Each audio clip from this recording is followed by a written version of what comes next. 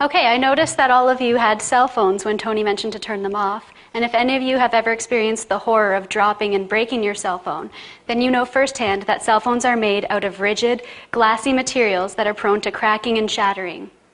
In the future, however, cell phone screens and other electronic displays will be made on plastic, so they won't be as fragile.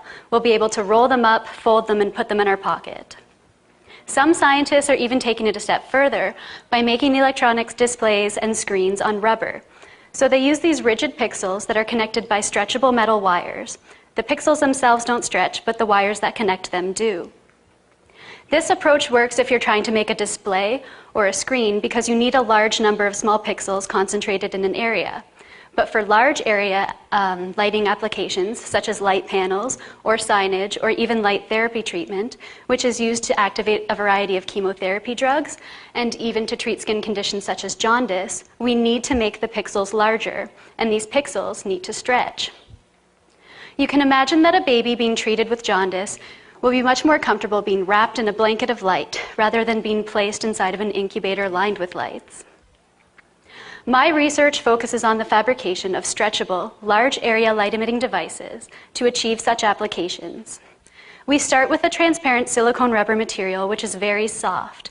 It's so soft you can laminate it onto your skin and wrap it around your body like a blanket. On top of this transparent silicone rubber, we deposit a very thin metal electrode, which is so thin you can still see through it, which is important because the light needs to be able to exit through the bottom half of the device so that we can see it. On top of this, we deposit the light-emitting chemical. This is where the light actually comes from. This material on its own does not stretch, but when we mix it with rubber, we can impart stretchability to that layer. Finally, we deposit the second electrode, which is a drop of liquid metal. When we hook up the two electrodes to a battery, a chemical reaction occurs within that light-emitting chemical layer, and light is produced and exits out of the bottom half of the transparent side of the device.